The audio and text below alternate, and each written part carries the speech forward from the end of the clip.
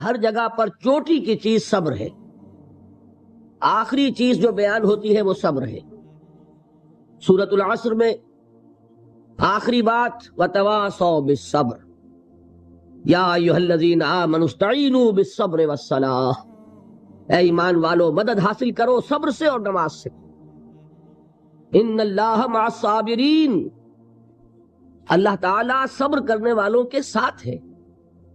اور پھر آگے چل کر وَبَشِّرِ الصَّابِرِينَ الَّذِينَ إِذَا أَصَابَتْهُمْ مُصِيبَةٌ قَالُوا إِنَّا لِلَّهِ وَإِنَّا إِلَيْهِ رَاجِعُونَ، اے نبی بشارت دیجئے، خوشخبری دیجئے ان صبر کرنے والوں کو کہ جن پر جب بھی کوئی تکلیف یا مصیبت نازل ہوتی ہے تو کہتے ہیں کہ ہم اللہ ہی کے ہیں اور اللہ ہی کی طرف ہمیں لوٹ جانا ہے۔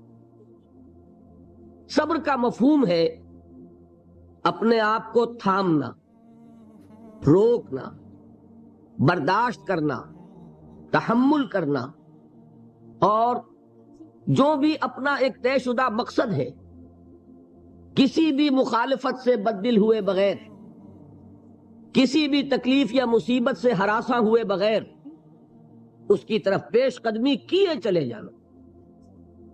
بڑی سخت سردی پڑ رہی ہے، فجر کا وقت ہے، گرم پانی کا اہتمام نہیں ہے، اب اس وقت فجر کی نماز کے لیے اٹھنا، ٹھنڈا پانی اگر ہے تو وضو تو کرنا ہوگا، اس ٹھنڈے پانی سے وضو کرنا، اس وقت لحاف سے نکلنا ہی بہت مشکل، ٹھنڈے پانی سے وضو کرنا اور مصیبت۔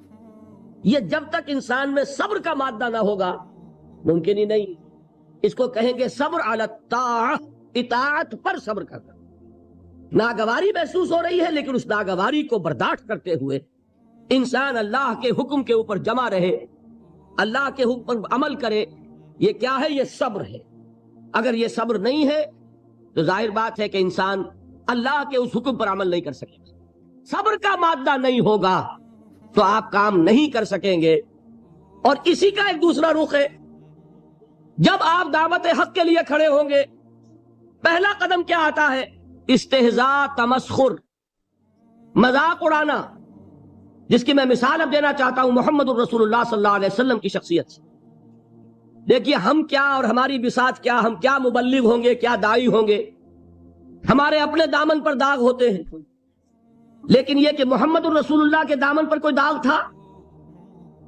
ان کو تو سارے مکے والے الصادق الامین کہتے تھے، نہایت محبوب شخصیت تھے، ان کے لیے تو جا صادق، جا الامین، یہ الفاظ سننے میں آتے تھے، آنکھوں کا تارا۔ لیکن جب آپ نے دعوت اب شروع کی، اب قرآن مجید میں دیکھیے کسی نے کہا مجنون ہو گئے، دماغ خراب ہو گیا، پاگل ہو گئے، اجی شاعر ہیں، کچھ شعر جوڑ لیتے ہیں ہم پر دھوس جماتے ہیں۔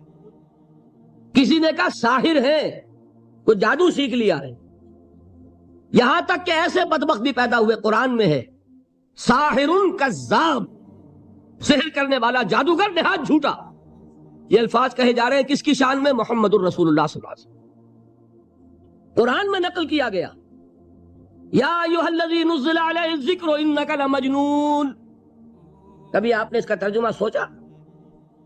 اے وہ شخص، دیکھیے تصور کیجئے حضور جا رہے ہیں، تشریف لے جا رہے ہیں، کسی دعوت میں ہے، تبلیغ میں، یا ویسے ہی تشریف لے جا رہے ہیں، اور کوئی ایک جمگھٹا ہے لوگوں کا، ادھر سے فقرہ آتا ہے، تیر کی طرح لگتا ہے دل میں جا کر محمد کے صلی اللہ علیہ وسلم۔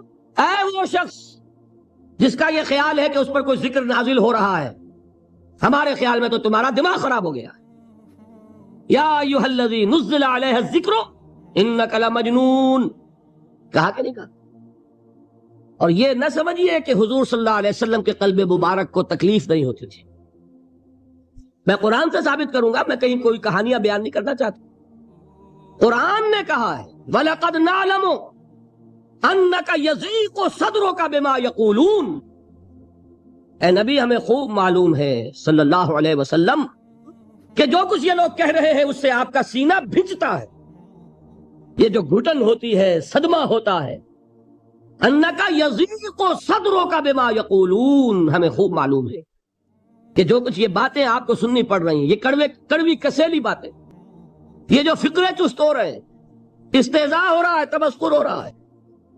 سورہ حجر میں ہے ایک جگہ کھڑے ہوئے لوگ قرآن کا مذاق اڑا رہے ہیں، بھائی فلاں آیت تم لے جانا، فلاں آیت میری ہوگی، اس کے ٹکڑے کر رہے ہیں، اس کے ٹکڑے حصے بکھرے کر کے قیمہ بنا کر ان آیات کا تمسخر اڑا رہے ہیں۔ ایک جگہ قرآن مجید میں مذکور ہے کہ فرشتوں کا مذاق اڑ رہا ہے۔ بھائی یہ دیکھو، محمد نے کہا ہے صلی اللہ علیہ وسلم کہ جہنم پر تو کل 19 فرشتے ہیں، علیہا 19 قرآن میں آیت نازل ہوئی۔ ایک پہلوان کہتا بھائی 10 کو تو میں سنبھال لوں گا، باقی 9 کا تم انتظار کر لو۔ یہ باتیں آ رہی ہیں حضور کے کانوں میں۔ کلام الہی کے ساتھ کیا سلوک ہو رہا ہے، مجھ پر کیا فقرے چست کیے جا رہے ہیں، مجھ پر جس طریقے سے استہزاء اور تمسخر کا رویہ اختیار کیا گیا ہے، دل بھچ رہا ہے، دل میں صدمہ ہے۔ دیکھیے سورہ نون ہے، اور میرے نزدیک یہ دوسری وحی ہے جو حضور پر نازل ہوئی ہے، اس کی ابتدائی آیات نون والقلم وما یسطرون ما انت بنعمت ربک بمجنون وان لک لاجرا غیر ممنون وانک لعلی خلق عظیم فستبصر ویبصرون بأیکم المفتون ان ربک هو یعلم بمن ضل عن سبیلہ وهو اعلم بالمہتدین۔ نون، قسم ہے قلم کی اور جو کچھ یہ لکھتے ہیں۔ اے نبی آپ اپنے رب کی نعمت سے مجنون نہیں ہے۔ یہ کیوں کہا جا رہا ہے؟ حضور کو جو صدمہ پہنچا ہے وہی نازل ہوئی ہے دل جوئی کے لیے، تسلی کے لیے۔ آپ کیوں برا منا رہے ہیں؟ اے نبی آپ کیوں صدمہ اور رنج اور اندوہ محسوس کر رہے ہیں؟ ان بدبختوں کے کہنے سے کوئی آپ مجنون ہو جائیں گے؟ ما انت بنعمت ربک بمجنون وان لک لاجرا غیر ممنون۔ آپ کو جو یہ صبر کرنا پڑ رہا ہے، آپ کو جو یہ جھیلنا پڑ رہا ہے، اس کی وجہ سے آپ کو وہ اجر ملے گا جس کا سلسلہ کبھی منقطع نہیں ہوگا۔ وَإِنَّكَ لَعَلَىٰ خُلُقٍ عَظِيمٍ، اور اے نبی آپ تو خلق عظیم کے حامل ہیں۔ آپ کا اخلاق، آپ کا کردار، آپ کی سیرت، آپ کی شخصیت میں طہارت، نفاست، پاکیزگی، آج تک دنیا نے کوئی پاگل، کوئی مجنون ایسا بھی دیکھا؟ یہ ساری باتیں اللہ تعالیٰ حضور کی دلجوئی کے لیے فرما رہے ہیں۔ اس سے آپ اندازہ کیجئے کہ کتنا صدمہ ہوتا ہوگا۔ یہی ہے، اس ساری چیز کو جمع کیجئے تو یہ چیز کیا ہے؟ وَاصْبِرْ عَلَىٰ مَا يَقُولُونَ وَاهْجُرْهُمْ هَجْرًا جَمِيلًا۔ صبر کرو اے نبی، صبر کرو اے محمد صلی اللہ علیہ وسلم، جھیلو اور برداشت کرو اس پر جو یہ کہہ رہے ہیں۔ یریدون لیطفئوا نور اللہ بافواہہم، یہ چاہتے ہیں کہ اللہ کے نور کو اپنے منہ سے بجھا دیں، پھونکے مار کے ہی بس۔ نور خدا ہے کفر کی حرکت پہ خندہ زن، پھونکوں سے یہ چراغ بجھایا نہ جائے گا۔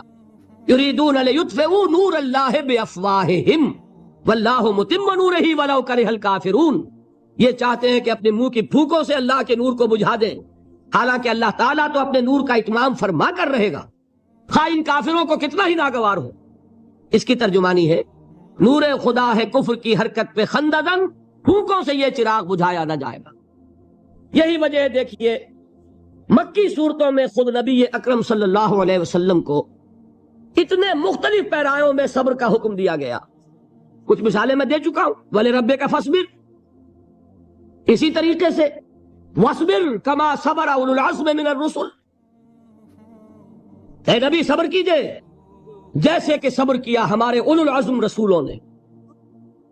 وَاصْبِرْ وَمَا صَبْرُكَ إِلَّا بِاللَّهِ، اے نبی صبر کیجئے اور آپ کا صبر تو اللہ ہی کے سہارے ہے۔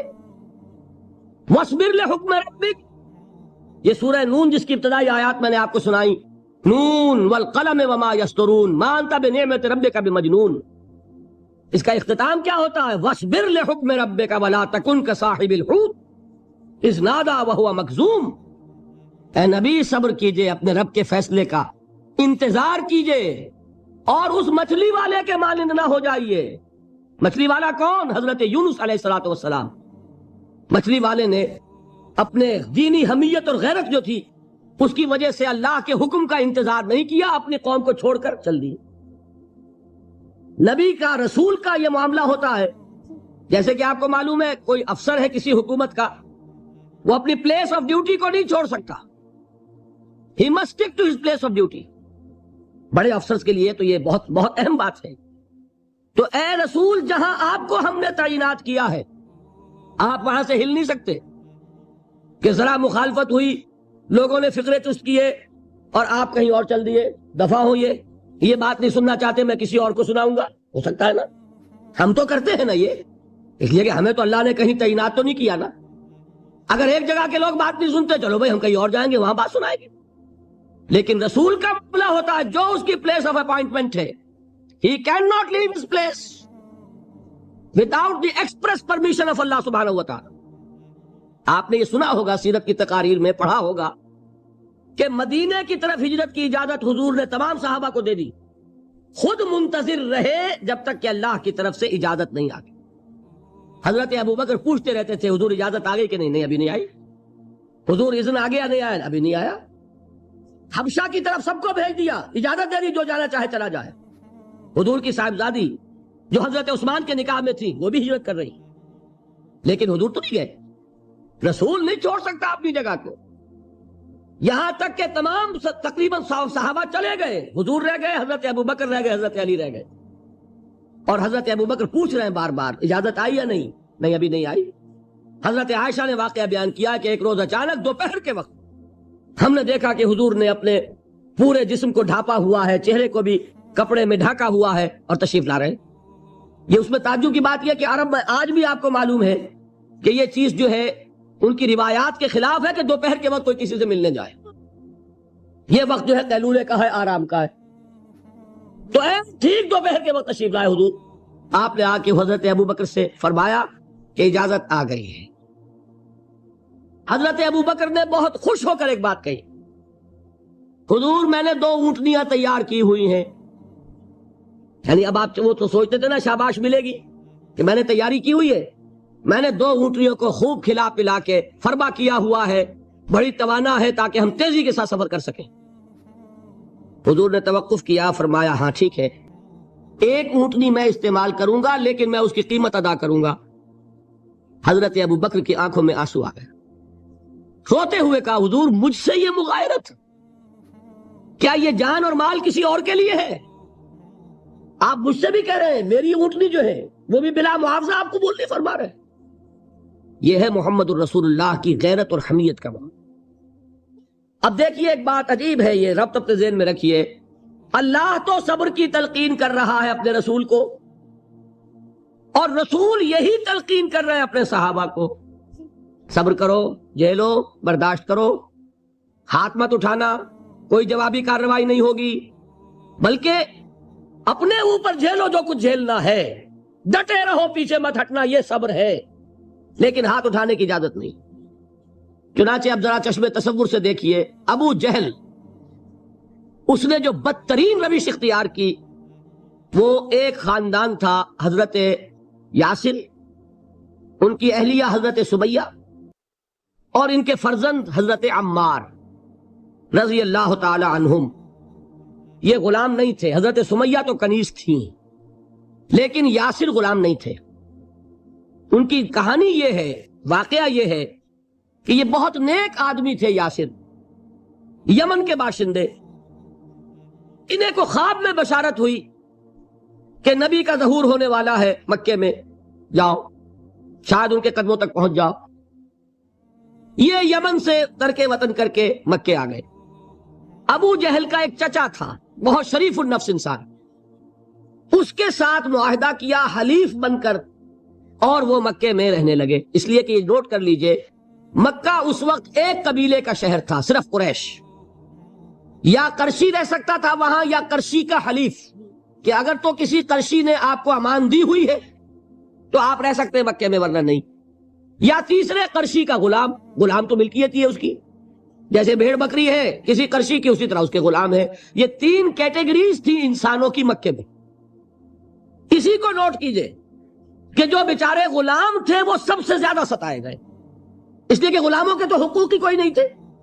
بلال غلام تھے، ابو فقی غلام تھے، زنیرہ ایک کنیز تھی، ان کو جو ماریں پڑی ہیں اس کا آپ کو معلوم ہے۔